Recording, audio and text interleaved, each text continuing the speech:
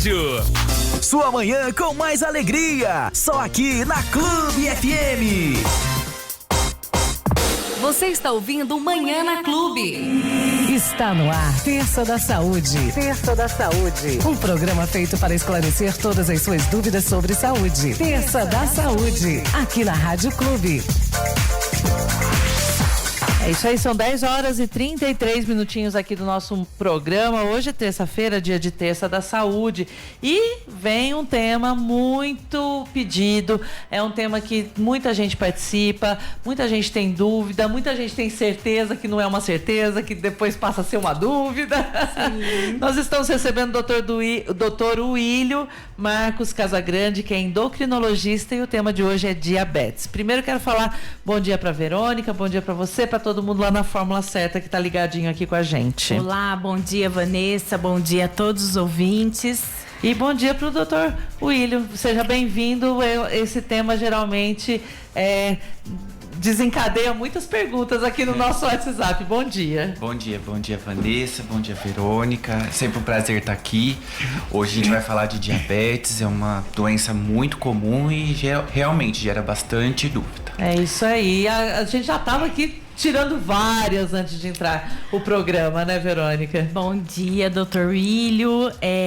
Gostaria de falar para os nossos ouvintes que o doutor Uílio, um convidado muito especial que está aqui com a gente hoje, ele é endocrinologista e especialista em endocrinologia e metabologia. Metabologia adulto e pediátrico, né? Isso. Então ele atende também criancinha. Ele estava contando aqui pra gente que o paciente dele, menorzinho, tem 3 anos, né, doutor Uílio? 3 anos, o diabético. Diabético. Então hoje nós vamos falar um pouquinho dessa doença aí que acomete adulto e criança, que é a diabetes. Exato. E fique ligado aí, mande suas perguntas pro WhatsApp da Clube, que o Dr. Uílio, super especialista, vai responder todas as suas dúvidas sobre esse assunto. Vamos lá. Dr. Uílio, explica um pouquinho pra gente o que é diabetes e quais os tipos. Então vamos lá, de uma maneira bem simples. O diabetes é um desequilíbrio do nosso metabolismo dos carboidratos. Então, os carboidratos são alimentos que contêm grande quantidade de glicose, que é a forma mais simples do açúcar. Então, sempre que eu faço lá a minha digestão, os alimentos são degradados e a glicose é o principal substrato disso, né? A glicose, ela é importante para fornecer energia para o nosso organismo. O que acontece no diabetes? Algum processo que, ou por deficiência de insulina, que é o hormônio responsável por tirar essa glicose do sangue por dentro da célula, onde ela vai ser utilizada para produzir energia, ou por uma resistência insulínica. Essas são as duas principais causas, existem algumas outras. Então esse açúcar começa a acumular ali no sangue e aí pode gerar lá na frente complicações do diabetes, e pela falta do açúcar onde eu preciso dentro das células, muitas vezes os pacientes ficam cansados, indispostos, sem energia. Então, resumidamente é isso, é um acúmulo de açúcar no sangue por algum defeito ali no metabolismo dessa glicose. E aí o paciente, ele pode nascer com essa deficiência ou adquirir durante a vida? Então, tem alguns tipos de diabetes que a gente chama de neonatal, são formas mais raras, tá? Que desde lá do recém-nascido ele pode apresentar o diabetes. Mas existem vários tipos. Existe um diabetes que é pós-transplante, então, às vezes o paciente faz transplante renal, pode desenvolver um tipo de diabetes. Existem as formas mais clássicas, né? Os chamados diabetes tipo 1 e tipo 2.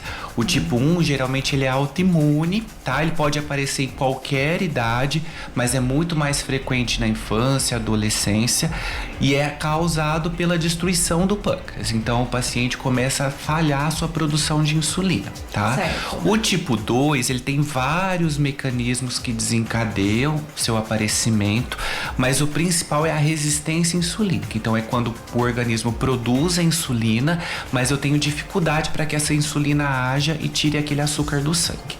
Uma das principais causas de resistência insulínica é a obesidade, tá? Então, o paciente que tem uma obesidade, que está associada ali ao sedentarismo, a uma dieta irregular, então acaba acumulando ali tecido adiposo, que libera algumas substâncias que causam essa dificuldade de ação da insulina. Tá? Entendi. E como que, assim, a pessoa que está ouvindo, ela pode saber se ela tem diabetes? Ela apresenta, o paciente com diabetes apresenta algum sintoma que pode dar algum indício? Essa é uma pergunta bem interessante. Então, vamos lá. No diabetes tipo 1, que é autoimune, que eu tenho uma destruição mais aguda ali do pâncreas, geralmente os sintomas são mais evidentes. Então, geralmente a criança, o adolescente ou até mesmo o adulto começa a apresentar o que a gente chama de polis. São 4 P's que a gente fala. Polifagia, então começa a ter muita fome, que é comer bastante, porque o organismo entende que tá sem energia. Cadê a glicose? Então vamos comer mais. Pelo aquele excesso de açúcar no sangue, esse açúcar vai sendo filtrado lá no rim e acaba perdendo água. Então vai muito ao banheiro, a gente tem poliúria, então faz muito xixi. E aí eu desidrato, eu tenho muita sede, então eu tenho polidipsia, né? Então o paciente fica com muita sede, muita fome, vai muito ao banheiro e posso perder peso. Por que perder peso? Nesse diabetes tipo 1, como o meu organismo entende que eu tô sem energia, ele começa a querer produzir glicose de outras fontes. Então eu quebro a minha massa muscular, eu quebro o meu próprio tecido gorduroso para tentar produzir glicose. E isso vai só piorando, aumentando cada vez mais a minha glicose no sangue. E aí essa criança, então, em alguns casos pode ficar prostrada, cansada porque tá sem energia, desidrata, então muda o comportamento. Um relato frequente às vezes dos familiares é às vezes perceber que perto do vaso sanitário começa a acumular formigas, porque a urina fica cheia de açúcar, né? Fica doce. Isso, então é um relato interessante muitas vezes dos familiares. E muitos percebem também, é mais fácil identificar quando tem já algum familiar com diabetes, né? Ah, minha avó tem diabetes, percebeu que ele estava comendo muito, indo muito ao banheiro, acordando muitas vezes à noite. Então é um dos sintomas. Já o diabetes tipo 2, ele muitas vezes é silencioso, né? O paciente começa com quadro de obesidade, aí tem resistência insulínica e às vezes é diagnosticado em exames de rotina. O paciente vai fazer algum exame de rotina e não percebe. Ou às vezes percebe quando já tem até alguma complicação, uma alteração de função renal, alguma alteração visual. O que dá para perceber na clínica, muitas vezes, é uma mancha atrás do pescoço, que chama acantose nigricans. Essa mancha é uma mancha escurecida, veludada, e o paciente costuma apresentar e é um marcador dessa resistência insulínica. O paciente já pode ter o diabetes ou tá ali com o pezinho no diabetes. Entendi. E esse termo que muita gente usa, você está com pré-diabetes. Muito paciente chega na farmácia e tem dúvida, né? E fala assim, eu tô diagnosticada como pré-diabéticos, mas eu não estou ainda diabético. O que significa isso, para explicar para os nossos ouvintes, doutor? O pré-diabetes é uma denominação que a Sociedade Brasileira de Endocrinologia trouxe para tornar mais fácil identificar aqueles indivíduos que têm um risco maior para chegar no diabetes. Então, quando a gente está falando em pré-diabetes, a gente está falando de diabetes tipo 2, esse que é causado por uma resistência insulínica. Então é aquele indivíduo que já tem que produzir uma quantidade bem maior de insulina para vencer essa resistência e já começa a ter níveis um pouquinho alterados da glicemia de jejum, ou depois de fazer aquele teste que toma um líquido doce, que a gente chama teste oral de tolerância à glicose. Então, ele já começa a apresentar alterações glicêmicas que não fecham o diagnóstico de diabetes. E a boa notícia é que o pré-diabetes ele pode ser revertido, o paciente pode curar. Tá? Uma das principais formas de tratamento é a mudança do estilo de vida que a gente fala, que engloba perda de peso, a reeducação alimentar e com isso a atividade física também, com certeza. Sempre, né? Sempre é um papatinho, né? É muito importante, né? Ter esses cuidados aí para prevenir e não chegar no diabetes. Exatamente. Né? Porque é uma doença muito difícil, né? De cuidar, de curar, né? A partir do momento que eu estou diabética, eu vou ter que conviver com isso pro resto da vida? a gente tem que ter cuidado com essa informação. Porque se eu tenho diabetes tipo 1, né, que é autoimune, muito provavelmente sim. Estão aí engatinhando alguns estudos para transplante de pâncreas, né, transplante de ilhotas pancreáticas, que são célulazinhas lá que produzem insulina, mas é um tratamento ainda muito experimental. Às vezes a gente não pode falar de cura para todo mundo, tá? No diabetes tipo 2, em fases iniciais ou até mesmo no diabetes, a gente pode falar em cura dependendo do tratamento. Um paciente que tem uma obesidade importante, com uma grande resistência insulínica, que perde peso, muda de estilo de vida, ele pode curar nas fases iniciais do diabetes tipo 2 e principalmente no pré-diabetes. E aí muito tem se falado também na dita cirurgia metabólica. O que é a cirurgia metabólica? É a própria cirurgia bariátrica, mas que ela é indicada para curar ali o diabetes de alguns pacientes que têm obesidade. Não é indicada para todo mundo, não é todo mundo que tem que fazer, tá? Às vezes o paciente já tem uma obesidade importante, tem dificuldade de perda de peso com tratamento medicamentoso, atividade física, e tem ali um diabetes, e muitas vezes a gente faz a cirurgia, controla ali o peso e pode resolver o problema, tá? Uma pergunta aqui é de uma mãe, né, que a filha dela tem diabetes e ela quer saber quais os cuidados que ela deve ter com essa filha, que ela faz acompanhamento no SUS com a menina, e ela sempre tem alteração na glicose, vai pro pronto-socorro, às vezes a menina fica internada, melhora, vai para casa. E quais são, assim, as suas orientações? Ela tem 12 anos, a filha dela. Tá, obrigado pela pergunta. Então, tem alguns cuidados que a gente tem que fazer. O primeiro, provavelmente o diabetes dela é um diabetes tipo 1, né, por ser na infância. Nunca deixar de aplicar insulina, né? Existe uma complicação grave desse paciente que não produz insulina, que a gente chama de cetoacidose. Então o organismo fica naquele excesso tão grande de açúcar, com a falta de insulina, que nem eu expliquei, começam a produzir outras substâncias para serem fonte de energia, né? E aí essas substâncias são ácidas para o nosso corpo. Então entra num quadro de acidose, a criança pode alterar nível de consciência, desidratar bastante, pode chegar até no coma, em alguns casos mais graves levar até a óbito. Então percebeu que a criança está muito desidratada, níveis muito altos de glicemia, 400, 500, a orientação principal é essa mesmo, levar no pronto-socorro. Para evitar esses quadros, essa criança nunca pode deixar de aplicar insulina, principalmente aquela insulina que a gente chama de basal, tá? Que é aquela que a gente usa todos os dias para manter ali os níveis glicêmicos em jejum, tá?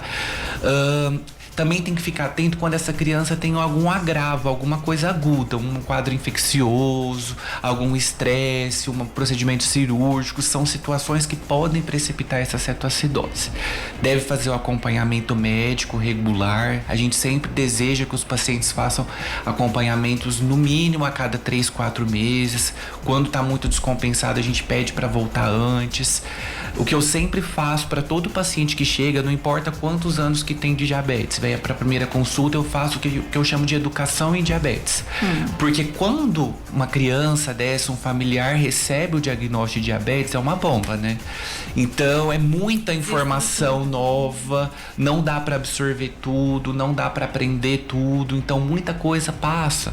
Então sempre a gente acaba tendo que revisar onde que aplica insulina, como que armazena insulina, qual a frequência que troca as agulhas de insulina. São todas informações importantes para manter um bom controle, que muitas vezes acabam passando batidas, né?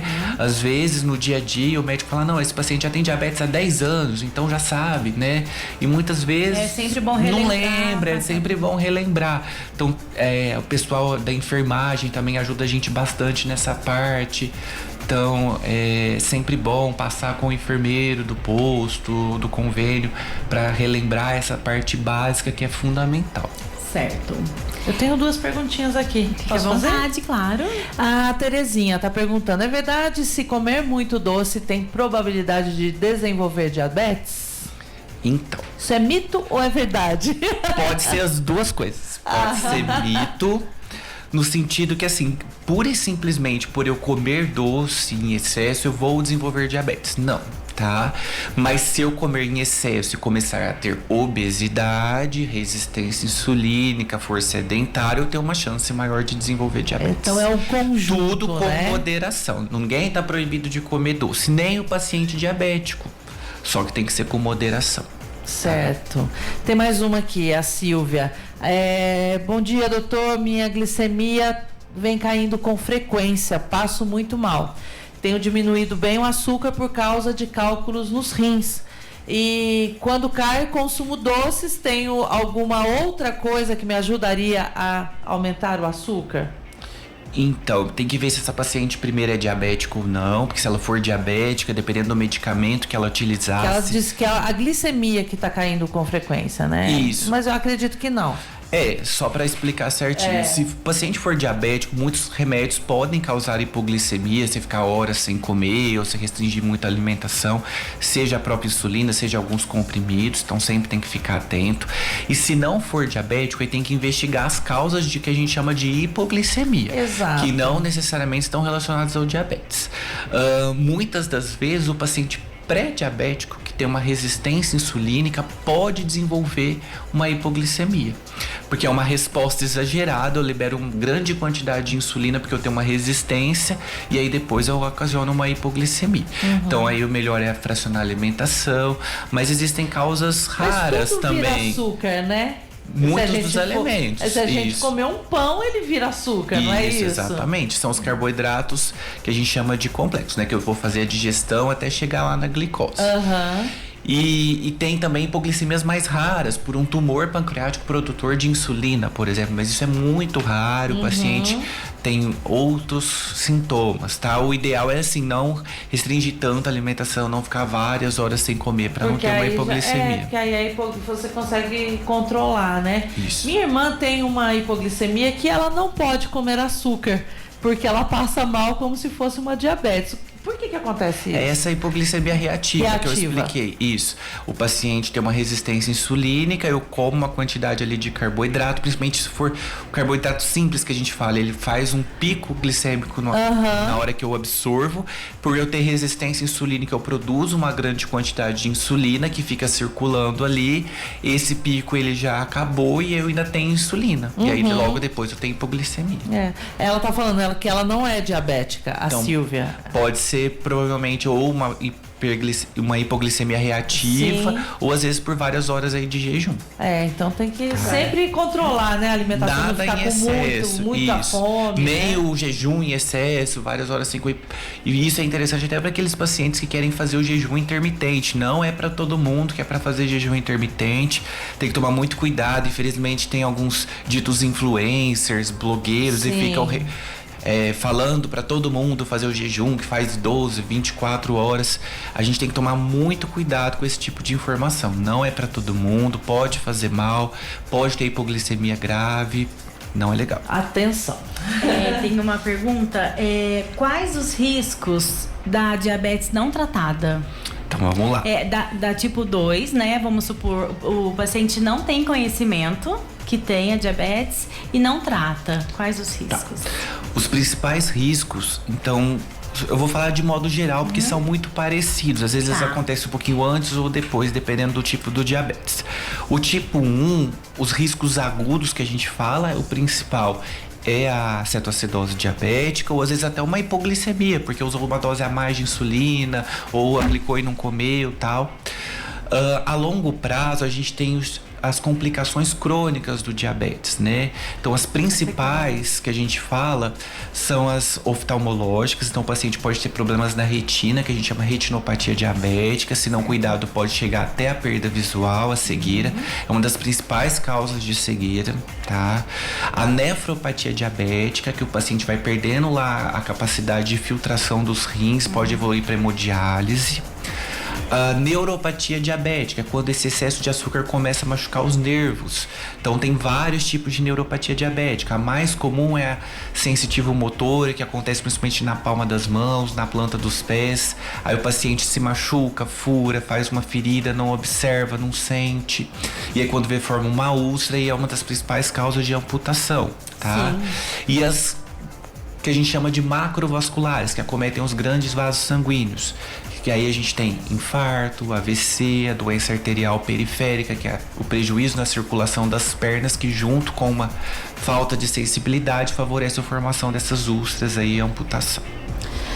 Doutor, então é muito sério, né? É muito sério. Muito sério, nossa. E isso é importante lembrar porque tem muitos... Como uma doença crônica, principalmente no tipo 2, hoje eu tô com a minha glicemia 200 eu não sinto nada, amanhã tá 300 eu não sinto nada, 1 mês, 2 meses. E como muitas vezes eu não tenho sintomas, não tem problema, vou comer esse docinho aqui agora, esqueci de tomar um remédio hoje. Vai deixando. Essas coisas muitas vezes não acontecem do dia pro outro. Como o próprio nome diz, são complicações crônicas. E muitas das vezes, quando instaladas, quando elas estão presentes, não tem cura, a gente tenta controlar para evitar a progressão. Então, se você tem diabetes, tem que acompanhar, tem que passar no médico. Isso aí. Explica pra gente, pros nossos ouvintes, por que a cicatrização das feridas dos diabéticos ela é tão lenta e tão difícil? Então, muitas das vezes, essa insuficiência arterial, porque quando eu vou fazer um processo de cicatrização, eu preciso de suprimento sanguíneo, células de defesa para combater qualquer infecção ali, tá? É um bom suprimento para que novas células sejam formadas, tá? E aí, como eu tenho um problema vascular e um problema neurológico, aí às vezes eu posso continuar machucando porque eu não tô percebendo, a cicatrização fica mais difícil. É isso aí, gente.